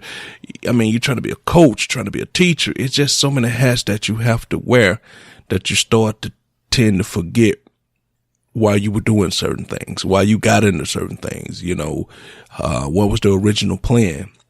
Because sometimes we get so set into a routine or so set into our role, we tend to forget what we originally started out to do, what we originally came here for, So I really started thinking about it. I said, am I going in the direction that I really want to go in? I like doing the podcast. I love it. It gives me freedom to do whatever I would like to do. And it gives me an opportunity to get on here and put out some thoughts and say things that sometimes I know a lot of people think, but maybe they don't say, or sometimes I bring stuff to people's attention that maybe that they wasn't actually thinking about. So it gives me a good opportunity to do that. But also sometimes I have to take that good hard look in the mirror and ask myself, am I fulfilling what I think I should be doing? And sometimes, depending on what day you ask yourself this question, sometimes it's going to be no, you're not doing what you want to do. And then the very next day you can say, yes, I'm telling you, this is what I like. This is what I like to do. But the question is, are you being honest and truthful with yourself? When you ask yourself that question, is this the current path you're on? Is it truly what you want to do? Is it truly what you were put here to do? Is it truly something that you feel you're destined to do? So with me, having a birthday and I'm looking at things and you start to look at some of the people in your life and the people that you grew up with and the people that you've been around, and everybody is starting to get older, And I said, last week sometime, all the people that grew up on my mom's porch and at my auntie's house, you think about them, they are all dead and gone. And I'm just, 40 something. And those people are all dead and gone. A lot of them didn't even make it to see 60, or if they did, it was the early 60s. So like I said, I got a nickname. I'm called Boot, right? Anybody that ever called me that has died. Nobody's left in this world that called me that. And that's a sobering type thing to understand, that everybody that called you a nickname has died. Whether it be through accidents, whether it be through, cancers, medical reasons, they're all gone. And so the older you get, you can't help but to start to think about your own mortality. You can't start to help to think about, how is it going to end? What is it going to be from? Trying to live my life right, trying to do all the right things. And then what is it going to be? And then sometimes you get this overwhelming, suffocating feeling because you try to imagine yourself being dead. You try to imagine yourself, not being around, but then you come back from it because you're overwhelming, passion to live, or your overwhelming passion to accomplish the things that you want to do, to see your kids grow up, to be a productive person, brings you all back into focus. But everybody had those moments where they think about, what if I wasn't here? How would it be? Can I imagine myself not being here? Can you imagine not being around? And that's not saying you're having suicidal thoughts or anything like that. I'm just talking about when you start to think about your own mortality as you start to get older, and you start to realize that at some point it's going to all be over with. At some point the clock going to run out on all of us, unless you found that fountain of youth somewhere, or unless you got some vampire in you or something like that, or unless you from the Marvel series, on Netflix, unless you poured on a hand, you found this magic ooze that helps you get eternal life or something like that. So at some point it's all going to come to an end. And I hate even really thinking like that. But as you get older and you're a logical person and you start to become wiser, you understand that. Take advantage of the time that you have while you're here, because it's not guaranteed. It's not promised. So we have to understand that and do things in relative, with some type of urgency, because in the big scheme of the world, the history of the world, your little dot, your timeline, your lifeline is but a blip in the big history of the world. So as I'm getting older, I understand that certain things that used to stress me, I definitely don't let me stress me anymore. Certain things I used to worry about, it don't bother me anymore, because some stuff I just really believe is beneath me. I try not to be petty about stuff anymore. If someone, stopped knowing me at 21 and the way that they see me at 21 was frozen in their brain, they never ever saw me again, they'd swear, that I was not right. But if they was to come back and see me now, it'd be a night and day difference as opposed to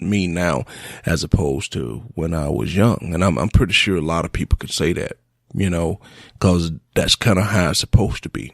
You're not supposed to be the person you were at 21, 20 years after the fact that you were 21. And if you are the same person, then I'm pretty sure you'll find life pretty hard for you. Pretty sure you to be the type of person that got all type of excuses of why things aren't going good for you. It's always somebody else's fault. You always going to think it's somebody else's fault if you in your 40s and you still thinking like you're 21. So life has a funny way of playing itself out. It's a evolution. It's like a roller coaster. And then sometimes, before the roller coaster get to the top, they make the drop. That's that in between. That's when you're learning about life. Then you feel when you get to the very top of the roller coaster, I've arrived. I've got life figured out. And even though in the back of our mind, we feel we got life figured out, that drop is coming, right? So even though when we're at the top of that roller coaster, we know that drop is coming, we never seem to really care about the drop. In the back of our mind, we know it's coming, but we deal with it anyway, because you have to I think we were built to live. We were built to keep moving. We were built to endure, built to last, which is kind of an oxymoron. I think we're built to last, but ultimately we're born to die. You're born to decline, from the day you came into the world, you start living. You were pretty much starting to die. As soon as you came in and somebody spanked you, you started crying. Say, oh, this is a baby boy. Happy for you. And truth be told, you start your rapid ascension up just to have a rapid ascension down, So as you get older, you start to think about all of these things. You start to think about your kids. You start to think about their kids. How long will I be around? Will I see grandkids? Will I see great grandkids? You see all these stories on CNN, 60 Minutes, where somebody's around and they're surrounded by, they had 6 kids. They got 10 grandkids. They got 18 great grandkids, 6, and all together he got, 42 grandkids, looking at it like that, and you be saying, wow, he must have lived a long and fruitful life.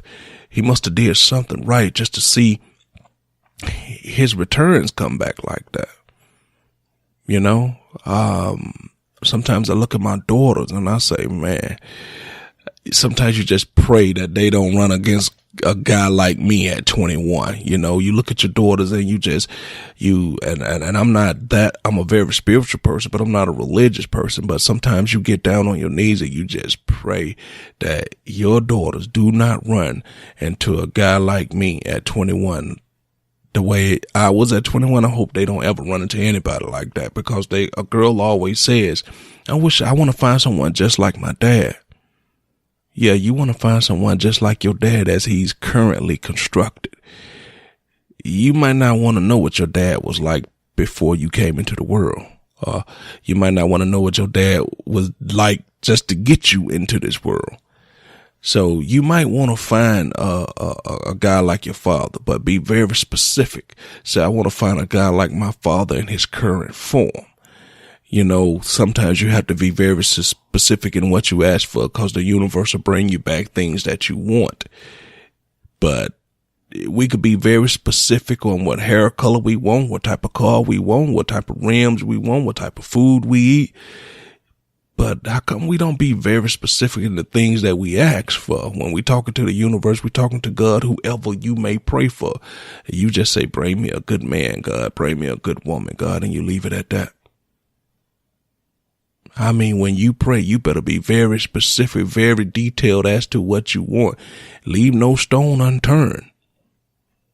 Because we'll ask for things, and then when we get it, you're going to go, but I didn't mean this. I didn't say I wanted this, but you didn't not say that you wanted it too. So as you get older, you start to just think about every little thing. You know, the beautiful part about getting older is that your brain work in such a beautiful way that it's almost, you know, unreal. But the downside to getting older, of course, is the physicality of it all. You know, you start having knee pains, back pains, you know, you start needing blood pressure medicine, taking insulin, and all type of things come up. Got to get prostate exams and all of this stuff. That part of getting old sucks. I mean, I'm pretty much sure that goes without saying, but my birthday, you know, just really made me start looking at the way the world is going, you know, the way we treat each other now. You know, we're a society that's supposedly more connected than ever. But I'm telling you, as days go by, it really don't feel that way. It feels like each and every day, even though we're digitally connected, we're falling apart in so many different ways, you know. I mean, think about it. Look, ask yourself this question. If we're so connected, right? How come all of a sudden we're getting back to the point where racial tensions are starting to flare back up and be at an all-time critical level? But we're supposed to be more connected, which means that, was it all an illusion? Did they or us do something that make it where we thought we was connected on a level, but we're not? Because how come one man could come in and so easily, you know, set us back, get us back to having conversations that a lot of us haven't had in years, but now all of a sudden we're starting to have them again. So we're not as connected as we thought we were. We're connected on a digital level. We're connected on a social media level, but in actual real life, humanity, reality, we couldn't be further apart. Because when you got a person that's supposed to be the voice, the calmness, the stillness, the strength of a country, doing everything he can to promote the disenfranchising, to promote the separateness into this country, where do you go from there?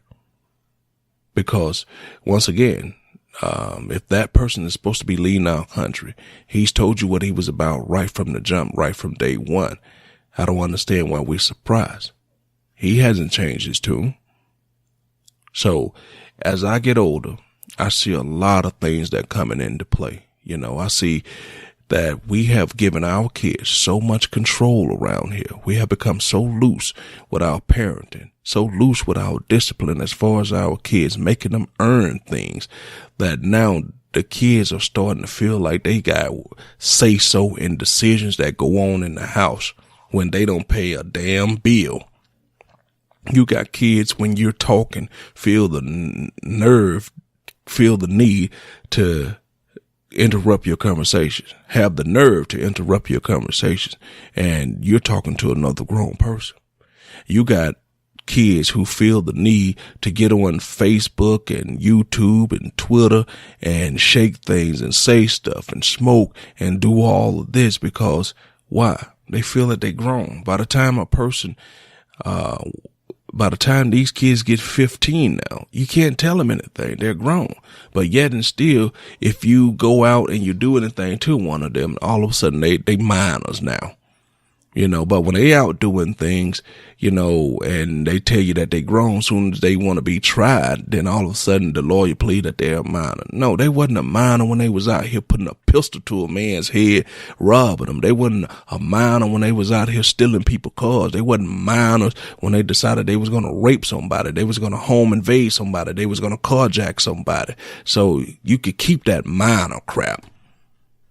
There's nothing minor about these kids these days, you know, and I pray that whoever I'm talking about is not your son, your daughter, or anything like that. Not wishing ill will or badness on anybody. I'm just trying to tell you the harsh reality of the fact. And yes, people make mistakes and people do dumb things, but anytime you pull a gun or you home invade or you take somebody's car, I don't care. That's not a childish mistake. You knew better before you did this. You know, busting somebody's window out, that's a childish mistake. You know, spray tagging something, that's a childish mistake that you could, you know, clean up and come back from. Kicking somebody's door in and putting a pistol to somebody's head is not a childish mistake. Once you decide to cross that bridge, as far as I'm concerned, you full grown, baby. And you deserve to have the law be punished to the fullest extent of the law, as far as I'm concerned. So don't give me this crap about, you know, everybody makes mistakes. Yeah, everybody do make mistakes, but some mistakes can be thought out before you do them. So as I get older, my mind start to work a little sharp. I start to see things a little clearer. And then you come to the ultimate conclusion that times are better for us, but at the same time, it seems like they're worse for us. Because we used to be a strict discipline community of people who prided ourselves in trying to make sure our kids did what they were supposed to do, tried to pride ourselves and make sure our kids understood the value of education, understood the value of taking care of each other, understood the value of taking care of your family. And I'm telling you, it seems like we have gotten away from that. And I'm not saying all of us have gotten away from that. I'm not trying to make it seem like we are just a doomed people, because I love my people and I think we can all be saved and I think that we can get it back on track. But it takes a willingness from everybody to want to do it. It takes a willingness for everybody to want to pitch in and want to say, hey, let's change the culture. Like football people always say, how can you turn this program around, coach? Well, of course, it starts with the culture. We gonna get players in here that want to play and people that want to win. And once we start winning, the culture will be changed. And that's all I'm saying. It's time for us to start winning so we can change the culture, people. And I'm telling you, as I get older, I see things so much more clear now. I see things so much more vivid. It's almost like someone put a 4K HD TV monitor on my brain. I see it clear. And not only do I see it clear, I see the big picture. I understand that it's not going to be fixed overnight. I understand it's not going to be fixed tomorrow. And I understand it's not going to be fixed next year. But what I do also understand is that even though it may not be fixed overnight, may not be fixed tomorrow, may not be fixed next year, I do understand that we have to start planting the seeds with this young generation coming up. And in my lifetime, I may not never see it get back to where we were such a proud, you know, helping each other people. But I just want to at least see that they've started plowing the fields and planting the seeds to at least trying to sit back and watch it grow until it get to the fruits, reproduce until it becomes something that we all could be proud of. So getting older sucks from a physical standpoint. But I'm telling you, as I get older, my brain works in such a way that it almost scares me sometimes how I can think 5 steps ahead and see a situation out and look at it every which way but loose and understand what my options are. It feels good to be old enough to understand that just because this man said something against me or said something that offended me or wronged me in some way, weigh my options out before I act, before I think, before I act, before I talk, weigh them out, understand what's at stake, understand the risk, understand that, try to look at it from their point of view, try to make sure you understand that if you act without thinking, there are going to be repercussions that you cannot recover from. And as I get older, I understand that. I tell my kids all the time, my job is not to prevent you from making mistakes, because you're human, you're going to make mistakes. My job is to prevent you from making big mistakes that you cannot recover from. That's my job as a parent, just to make sure that you don't make the type of mistakes that are going to cost you dearly. Because I don't ever want to visit any one of my sons on the other side of a glass talking to one of my sons. I don't ever want to go visit one of my sons. We sitting down at a table and my son is chained to the table, telling me that I can't touch, hug, or kiss my son. I don't ever want that for any one of my kids, offspring, no matter what generation it is. I don't want that. I want my son to be able to process and think and do better. So as I get older, it sucks physically. But it's something about having a beautiful mind, people. It's something about it. It's something real serene and surreal and peaceful and blissful about it. Because I know one day we're going to see a better day. So I just recently had a birthday. And I'm telling you, I see things so much clearer now. And I see that one day we're going to get it as a people and understand that we were bred from kings and queens.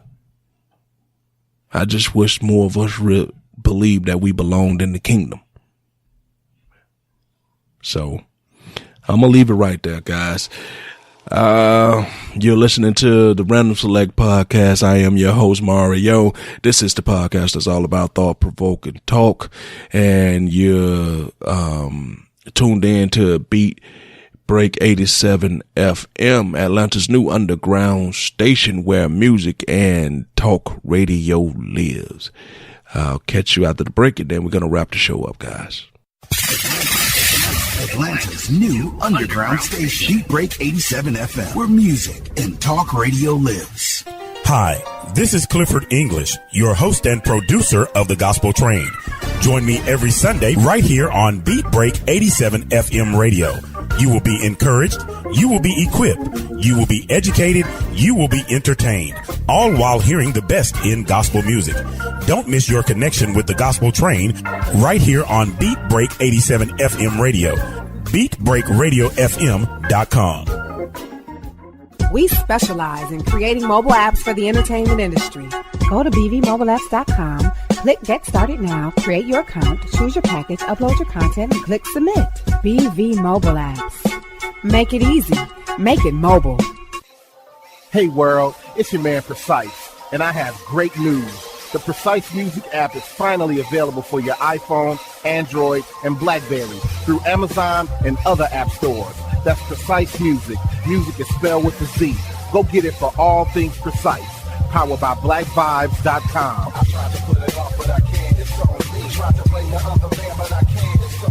Stay in tune. That's Precise Music. Music is spelled with a Z. He has performed on stage in front of thousands of poetry lovers. He has sold out shows and rocked the crowd with the best poets in the industry. Welcome to the stage, spoken word artist, Patrick Duncan, better known as the Preacher Man. I am Benjamin P. Montgomery. I invented a boat propeller. I am the former president of South Africa, Nelson Mandela. Critically acclaimed spoken word artist, poet, writer, and the creator of Black on Purpose poetry TV series Wordplay. Patrick the Preacher Man Duncan is coming to a venue near you. Why is the only time we can come together as a nation is when there are acts of insanity, chaos, or devastation. Stay tuned to Beat Break 87 FM for updates on Patrick Duncan's upcoming arrival to your city. Visit cdbaby.com/CD/Patrick S. Duncan to order his latest album, What's Going On. Available online, including CD Baby and iTunes. I want this high to have no affiliation to a political party. I want this high to be spiritual. For more info, go to BeatBreakRadioFM.com. Beat Break 87 FM wants to help you get the word out on your next community event. Hey, do you have an upcoming public service announcement that you want listeners to know about? Well, email us the info to psabeatbreak87fm@gmail.com so we can help spread the word. That's psabeatbreak87fm@gmail.com. If your event flyer has the words nonprofit, community, support, charity, and just describes everything about helping our community, please share the special event right here on Atlanta's new underground station, Beat Break 87 FM, where music and talk radio lives. When it comes to hip hop, Don't stop.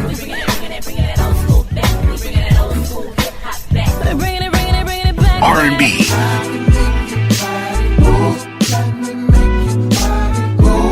and talk radio, no one does it better than Beat Break 87 FM. This portion of Beat Break Radio is only suitable for mature audiences and not suitable for young audiences. Listener discretion is advised.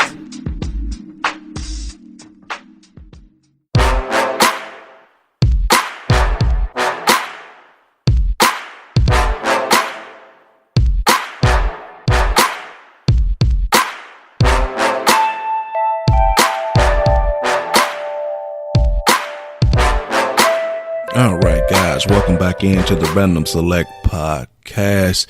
It's the podcast that's all about thought-provoking talk, and I am your host. I am Mario, right here on Atlanta's new underground station, Beat Break 87 FM, where talk and music radio lives. Like I said, guys, I know I keep stressing this, but I want to get it hammered home to you guys. If you miss any of the shows, you can download the Beat Break mobile app and catch the shows on demand. You could catch the shows over on iHeartRadio. You could catch the shows on speaker as well. But once again, definitely hope you're listening to us right now on TuneIn Radio. Like I said, it's a cold Thursday. Everybody's been dealing with snow and all of those things. So I thought I'd lighten the mood up a little bit and talk about, back when I was out there in the world, it's several type of women you can deal with and you can have. But I thought I'd talk about that a little bit real quick. On Friday's show, we're going to have Kalata play one of her blogs. She's probably not going to be on the show, but she'll drop off one of her blogs. We'll play that toward the last segment before we get on our way out of the door for the weekend. That'll be on Friday tomorrow, guys. And also on Friday's show, we may have Decatur May Dave and the Frost Giant Will, and we'll be back up to our usual hijinks, talking about whatever's going on in the world, laughing, joking, just pretty much hanging out and doing what we do, guys. And that's pretty much it. I hope you've enjoyed the show up until this point. Hope you're not stuck in traffic anywhere. Hope you're not rolling into no black ice or any of that stuff, guys. That stuff could be dangerous, so just pay attention when you're out there on those roads. Give the next car in front of you and behind you at least a good 50 to 100 feet. That way, if anybody slide, you got time to, hopefully they stop, or you got time to react. But just don't be tailgating anybody, riding anybody's bumper in this ice and this weather, because nothing good can come from that. And also weigh out your options, guys. If you feel that you must go out, please make sure it's something worth going out for. You don't want to just feel like you want to make a beer run, or for a lot of us, head out to get some cigarettes or head out to get some blunts. Is it all worth it? Because sometimes you can roll down into a ditch, a gully, and can cause, severe injury to your back, your neck, head trauma. You don't want that, guys. You don't want to introduce that into your life, So just make sure you weigh your options. If you have to go out, make sure it's for something that you absolutely, positively need. All right, now we got all that public service announcement stuff out the way. We're going to get into what this segment is about before we get up out of here. This is going to be it for the day, guys. And after this, that's it. I'll catch you guys back on Friday after this. So we're going to get right into it, guys. We're going to talk about how I used to like them back when I was out in the world doing my thing from the player's point of view. I love to say it like that, from the player's point of view. So just sit back, relax, and leave me some comment. Tell me if you feeling what I'm saying, or you disagree, you agree, but it's just my point of view. It's just my point of view, people. So let me know if you're feeling that. All right, here we go. I would like to talk to you guys from the player standpoint, the player's point of view. Each guy that consider himself a player has a certain type of woman that they prefer to try to play the games with, that they prefer to try to, include into their player circle, And coming up for me, when I was out there living in the world like that, I would prefer materialistic type. I love the women when they were materialistic because they were easy to get in, manipulate, and push them where you needed them to be. Because you had a point of reference, you had something that they want.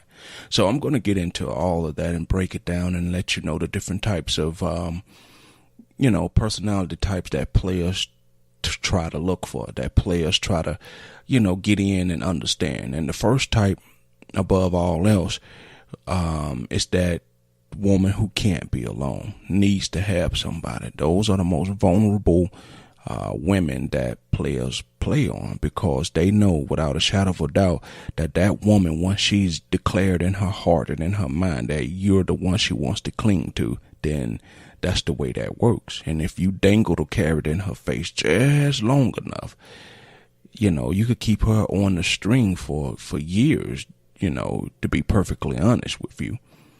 So it's different personality types, and then you have the woman who's, like I said, the materialistic type, that's the one when I was out in the world I preferred. And then you have the one that's chasing the love, and the ones that chasing the love can, be a really good type. If you ever decide that you want to settle down and you want to get serious, then bam, hey, there you go. You got you one. She's ready to go. She's ready. But also the ones who's chasing love can be the ones that can tend to go over to the wild side. When I say wild side, can easily be the ones that turn into crazy on you. But, let us guys tell it. She could be Mother Teresa, and we'll find somebody in Mother Teresa life who will tell you she crazy. So, with that being said, we could classify all y'all as crazy if we wanted to. Give us time. We could find a good reason that makes you crazy. But guess what? No matter how crazy you guys get, we will still sleep with crazy. You know what I mean? No matter what's going on in your life, we'll find a reason to sleep with you guys. So, all right, getting back to the point. When I was coming up, and when I was younger and loved to do my thing, I loved a woman who was materialistic, and not every materialistic woman is materialistic for the same thing. Yes, you have the number one materialistic woman who wants the money above all else, and that's that. She don't care about what house you got, what car you drive, anything. She want everything to be liquidated, turned into straight, cold, hard cash. Now, that's the number one type of materialistic woman, and those are the ones that, even though I like materialistic women, those are the ones that could be a pain in the butt, And then you have the car materialistic woman that no matter what happens, as long as you drive that fly car and you give her access to it, she is great. Then you have the one who's materialistic for where you work. Then you got the ones that's materialistic for how you live and your lifestyle and where you live, your house and stuff like that. So me personally, if you could find that woman that was kind of a mixture of a little bit of all of those who just wanted the whole kit and caboodle, those were the best ones, because it's an old sleight of hand trick. You get her look over to the left while you making moves over, to the right. You get her focused on, hey, I'm gonna take you on this trip. You get her focused on looking on, hey, we're going on this trip, and she don't realize all the other things that are lacking because she's so focused on one particular thing. And when you're materialistic, you just don't realize how you open yourself up to heartbreak, how you open yourself up to disappointment, because you're so focused on that materialistic thing that you want. You don't even realize all the other stuff that you're lacking. Because let's say if you the car person, who just feel that, oh wow, he has a fly car, therefore everything in his life must be great, therefore i.e. he must be fly, which couldn't be farther from the truth. You women always assume that if a person, now let me not say women, but materialistic women always assume just because a person is in possession of money, houses, cars, clothes, that things must be really going good for them. It by no means of the stretch of the imagination could be just a front, could be just something that they're doing, or could be just appearances. You guys always assume that something good must come with it. He got the fly car, he must have something good going on. You don't realize that car's the only thing he got in his name. You met him at the club and he was making it rain and throwing $100 bills and buying everybody. You don't realize he just got his taxes better. He just came into some type of settlement. That money is not gonna last forever. You fascinated by the house that a man got. He invites you over. He got 5 bedrooms. He got a pool in the backyard, but you don't realize that he praying, hoping, and wishing that someone would come in and help him with them bills, because he's a couple months away from losing that house. You understand what I'm saying? So sometimes when you're materialistic, you open yourself up to things because you only want to see what you got a fetish for. You only want to see what you're into, but you can't see all the other trash laying around the gold. All you see is the gold.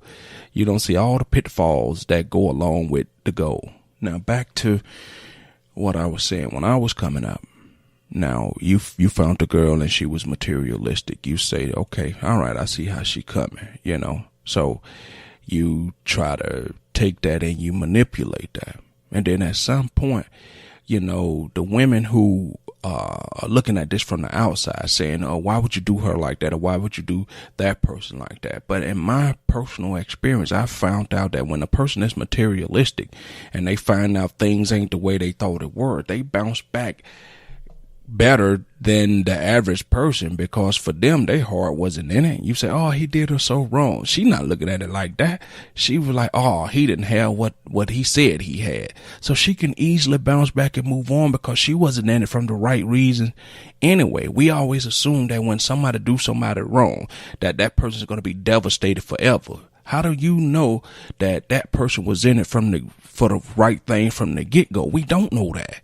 We just assume if a man do a woman wrong, it's the man's fault, and she must be devastated. She must be heartbroken, and she's going to take forever to get over that. No, if she was materialistic and realized he didn't own the Lamborghini and they stopped dealing with each other once she come to the realization he didn't own it, she will be okay. She'll just move on to the next person who she think has a Lamborghini or who she think has the car that she's into. She will be okay. Stop feeling heartbroken for people who are users, but end up things don't go their way, but now they heartbroken and you just look at it as a man doing a woman wrong. That's totally not the case. And that's why I said they can easily bounce back quicker than a person who got heartbroken for love reasons than, any type of other reason. Because once you're materialistic, once the thing is gone or whatever you're being, the money is gone, the house is gone, the cars are gone, the clothes is gone, and he no longer have the job, you're not looking at him the same anyway.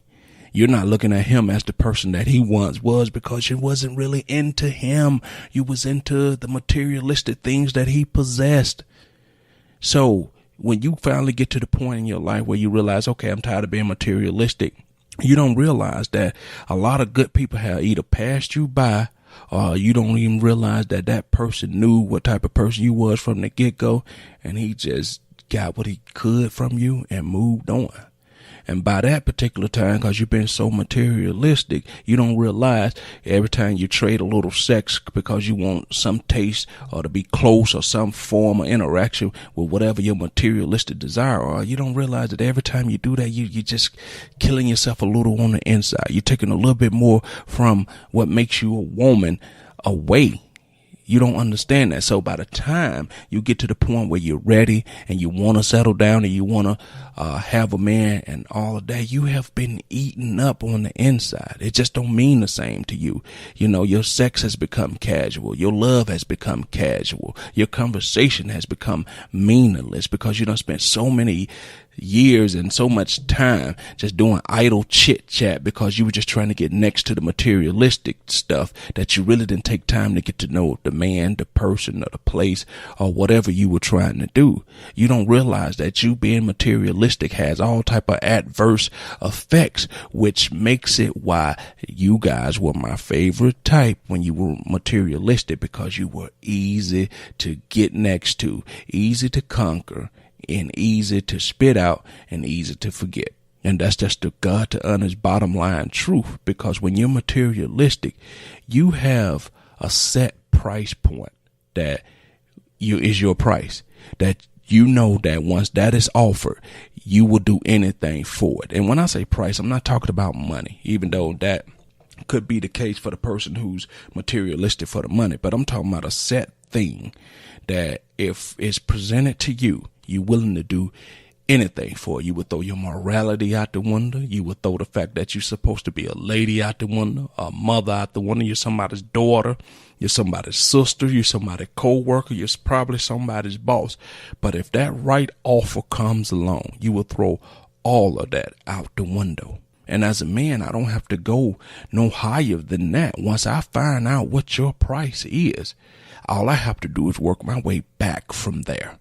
You know, and I don't even have to give you what your price is. All I have to do is hint at it or suggest. And then from that point forward, it's my job to see what I can get you to do for that price. You know, let's say if you're the type of person who's materialistic and you like people to take you on trips, and I say, okay, next month we're going to take a weekend getaway, maybe to the mountains and go to the cabins and do something like that. Right. And then for up until that time, now my thing up until we leave, if we ever do leave, up until we leave, is to push you to see what I can get you to do, because I've already put the carrot in front of your face. I've already dangled what I need to dangle in front of you. So now you've taken the bait. So up until that time, because above all else, you want to make sure that this trip is happening. So until that time come, I'm pushing you to wherever limit I could push you. I'm going to have you doing, you know, some of the most unspeakable things, because I know you want to go on this trip. I know you don't want to cause a ruckus or cause friction between us before this trip come. See, once you have let a person know what your price is, the ball is in my court, because I know how to take it and manipulate it and push it and pull it to where I need it to be now, because I know what your price is. I know what point you are willing to go past just to have whatever materialistic thing is you want. And once somebody has you in a noose like that, you're not in a relationship. You're not in a friendship. You are in a supply and demand type relationship. You are in a supply and demand chain. You are a product, and he's just trying to see how much of this product he can get from you before he actually has to pay for the product or put something in or show any returns on the investment, show any returns on the product. So at that particular point, once your price has been, you know, acknowledged, once your price has been reached, what value do you have to a person? At that particular point, once he's done with you, he could just cast you to the side like it's nothing. And at that particular point, once you are cast to the side and just so happens that you did get what you were asking for, your price, you don't care either. Once he's done with you, your whole logic is, well, at least I got that trip. Well, at least I got that car. Well, at least I got that money out of him. At least I got a chance to stay at the house. At least he took me shopping. At least I got me some clothes. And that's your logic behind it. You don't realize that you should be hurt that you were lied to. You should be hurt that all he did was use you. You should be hurt that he had no good intentions towards you. It's a lot of things you should be feeling, but because you're materialistic, none of that stuff even came into play. None of that stuff even came into your thought process, and therefore you don't feel it. So I say again, when you see people like that and you just see a man hurting a woman and you know that she was the materialistic type, do not feel sorry for the simple fact that she is not feeling hurt in the traditional sense, especially if she got what she was looking for out of it. So once again, I say to you, when I was coming up, from a player standpoint, there's different type of women, different type of markers that a player look for in a woman. But I used to love the materialistic type because they made it easy. Because once I found out what their price was, the ball was in my court from there. You know, it was easy to mentally manipulate them to where I needed them to be. And yes, 9 times out of 10, and a lot of times 10 times out of 10, it benefited me and me only. So I'm saying all this to you women. Really evaluate yourself and look at what's really going on. Because if you are a certain type and a man knows that you are a certain type and he's the type of guy that can take advantage of you being a certain type, really evaluate where you are at in a person's life. Because are you the ride along, tag along, or are you really down with them, or are they really down with you? Or are you there because he knows that in order for me to keep her here, I have to dangle this, you know? And are you really getting the materialistic stuff that you want, or is it just the promise of you getting it? Because some women are so materialistic, they won't even do it. You know, they don't even realize they're not getting what they're being materialistic for. They're hanging around for the thought of it, the promise of it. It hasn't even been delivered. You know, the goods have been promised, but they have not been delivered. And you got to realize if that's you, are you hanging around because the thought of something, or are you hanging around because you actually got something? Really ask yourself that question. You know, and if you are materialistic and you're within earshot of this podcast, you got to ask yourself and think back over some past relationships and see how things went and really reevaluate and go, oh, damn, is that what happened? Is that how he see me? Is that how I am to him? Because the truth is, and chances are, yes, that is how he see you. Yes, that's how you are to him. So I'm saying all this to say that I used to love them when they were materialistic. Because a good, wholesome woman, yes, she may have her issue with men just like, you know, everybody else do. But at least she has a point where she draw a line in the sand and say she will not go past. And sometimes as a man, you have to respect that. You have to respect a woman who has a sense of self, a sense of who she is, a sense of self-worth. You know, you got to love a woman who, even though she's giving you a hard time, she might make you wait for the sex, might make you wait to go out, might make you wait to come over. But you got to appreciate that.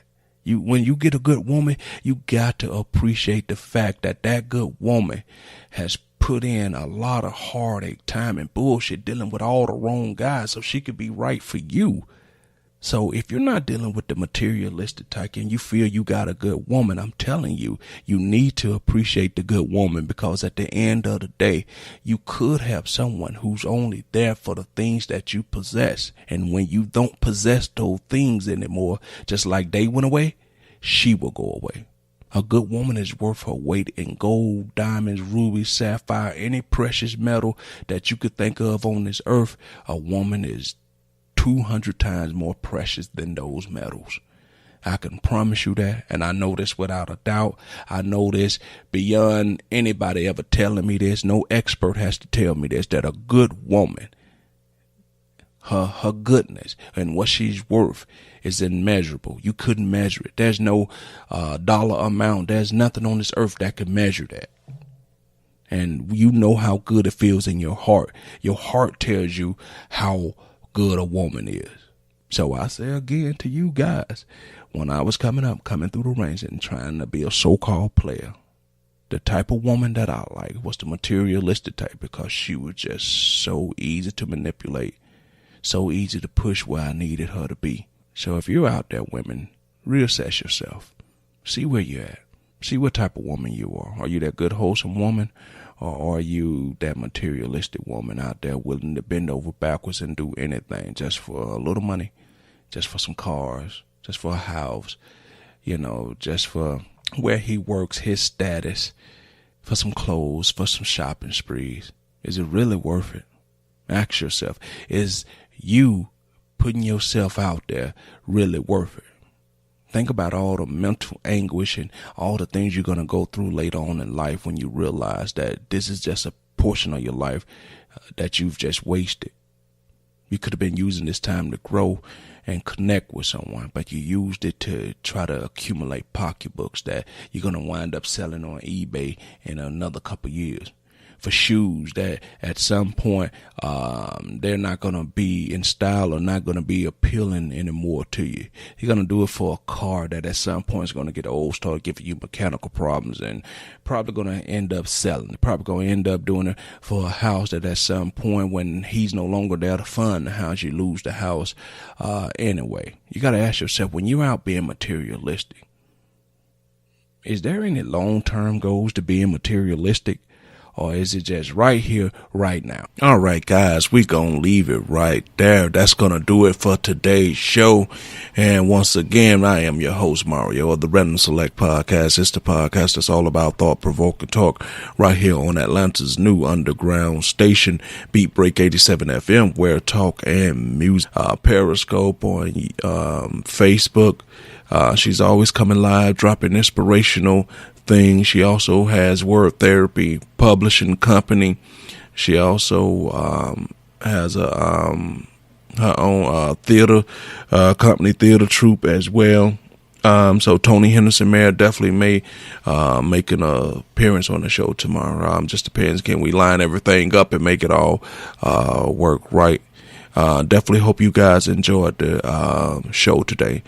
Definitely hope you stand up at the cold. Nobody was involved in any accidents or anything like that in the last couple of days. I know it's been kind of hectic around the city, with all the schools closing and things of that nature. Hope you had things in the house already. Definitely hope you didn't have to get out there on them streets in the A, baby.